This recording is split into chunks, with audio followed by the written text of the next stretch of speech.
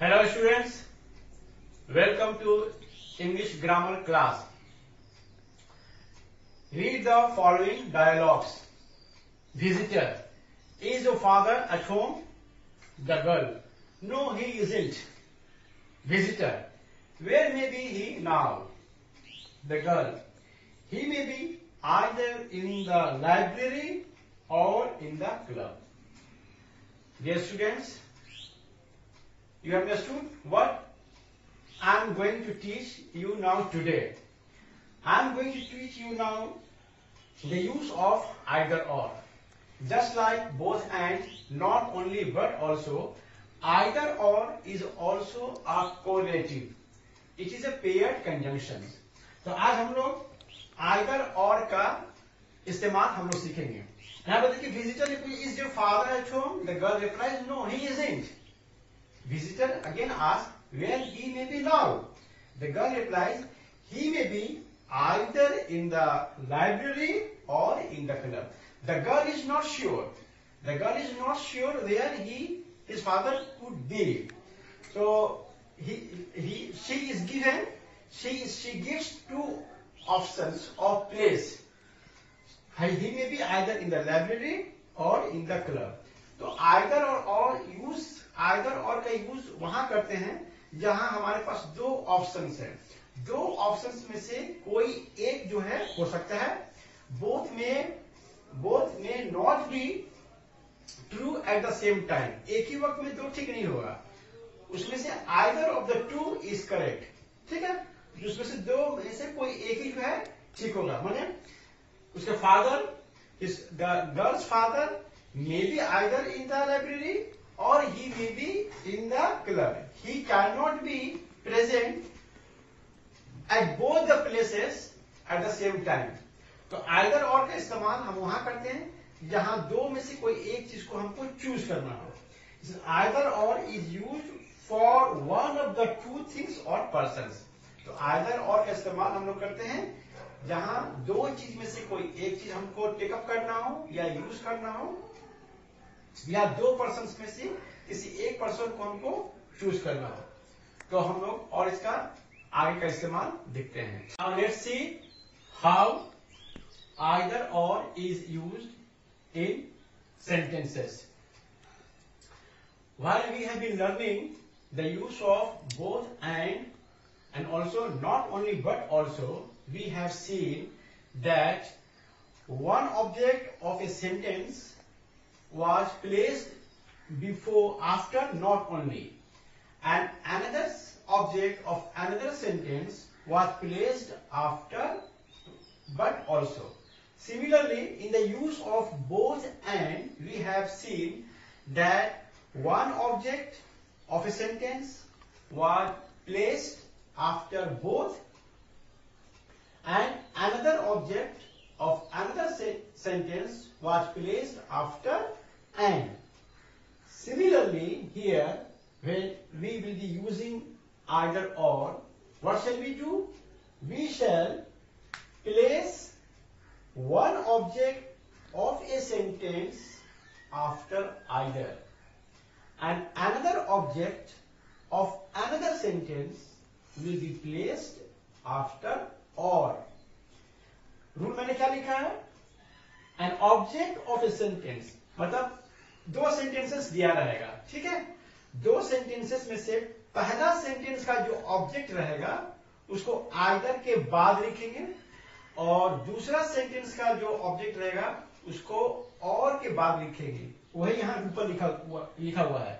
An object of a sentence is placed after either and another object of another sentence is placed after or.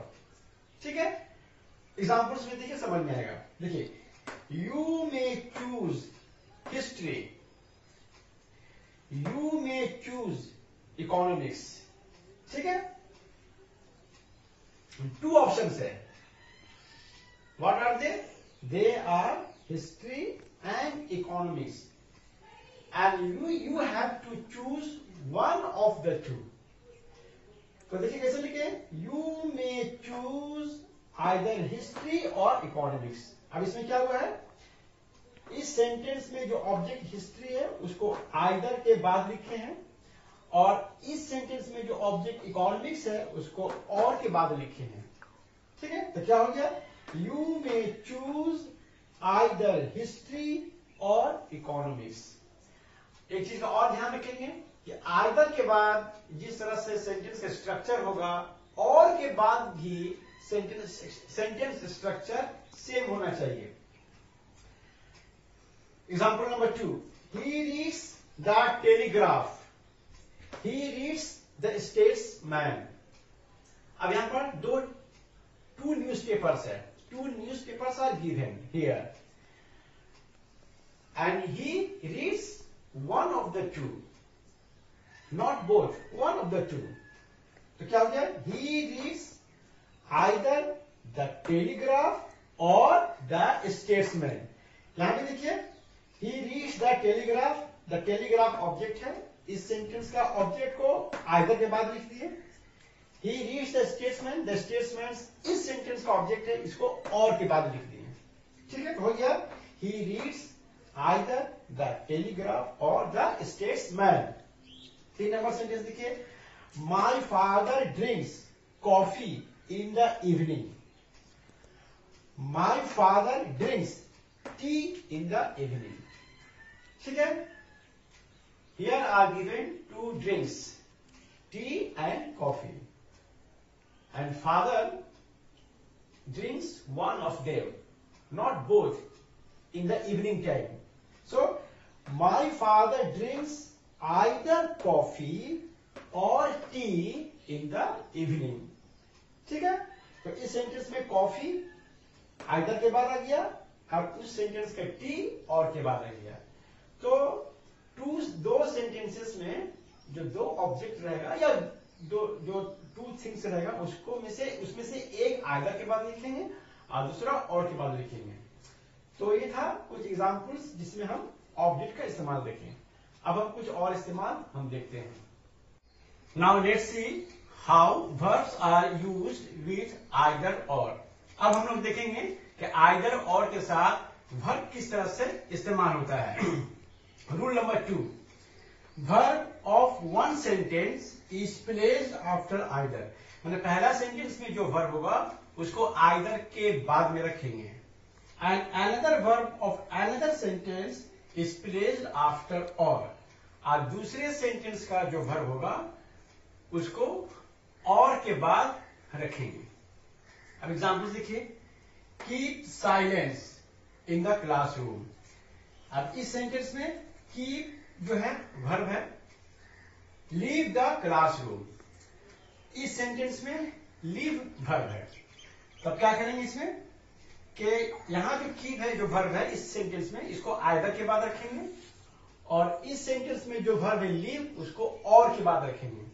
तो मेरा sentence क्या हो गया, either keep silence in the classroom और leave the classroom। Here the teacher asks the students either keep silence in the classroom or leave the classroom। Teacher students बोल रहा है कि या तो क्लास में रूम में शांति से रहो या क्लासरूम से निकल जाओ।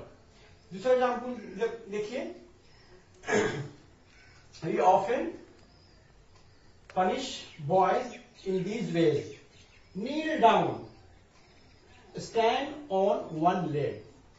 And here is given 2 measures of punishments we often give to our students, kneel down, stand on one leg।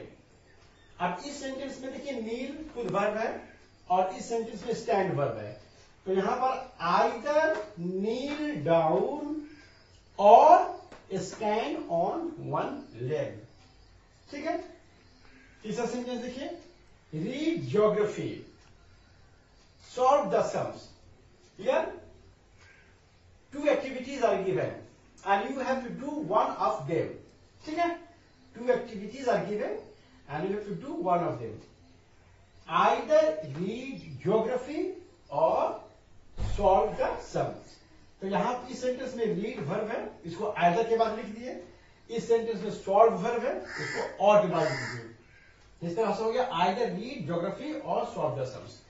तो इस एग्जांपल्स में, इन एग्जांपल्स में हमने क्या देखा कि आइदर के बाद एक वर्ब रखते हैं पहला सेंटेंस का, और के बाद वर्ब रखते हैं दूसरे सेंटेंस का। अब कुछ और एग्जांपल्स हम देखते हैं।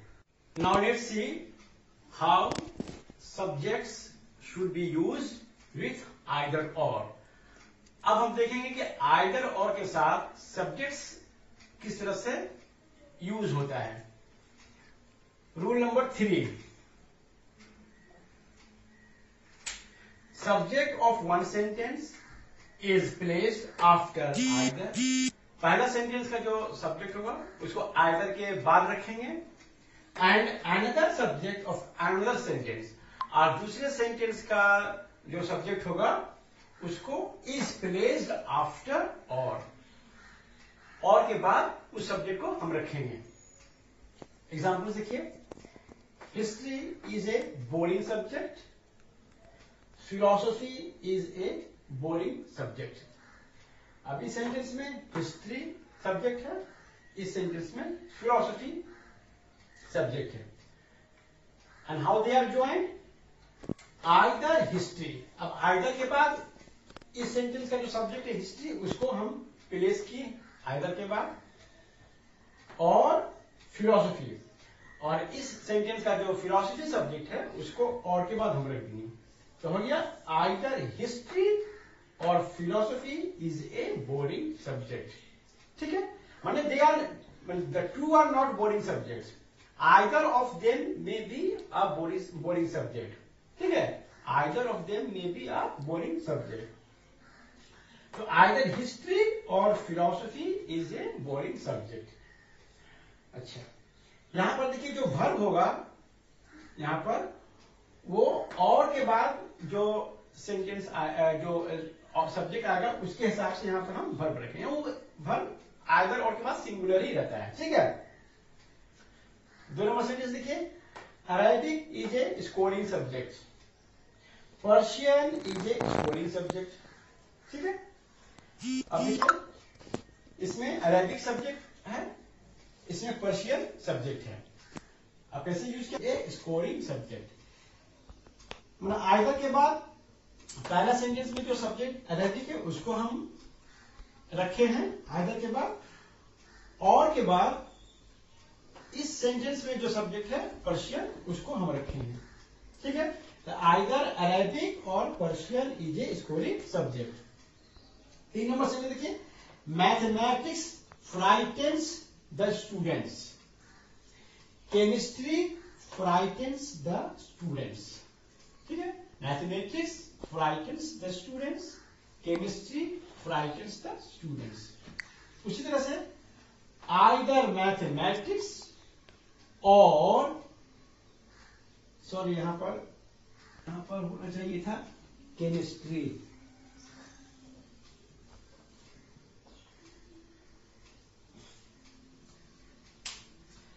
आइदर मैथमेटिक्स और केमिस्ट्री फ्राइटेंस द स्टूडेंट्स। तो ये था सब्जेक्ट का इस्तेमाल आइदर और के साथ। तो आज का लेसन में हमने आइदर और का किस तरह से इस्तेमाल होता है उसको हमने सीखा। आइदर और के साथ सब्जेक्ट भी यूज होता है, आइदर और के साथ वर्ब्स का भी इस्तेमाल होता है, और आइदर और के साथ ऑब्जेक्ट्स का भी इस्तेमाल होता है। ठीक है, तो ये था आइदर और paired conjunctions, just like not only but also, and both and। तो हम उम्मीद करते हैं कि आज का मेरा क्लास आप लोगों को समझ में आया होगा। हमारे चैनल को सब्सक्राइब कीजिए और हमारे लेसन्स को अपने दोस्तों के साथ शेयर भी कीजिए। Thank you.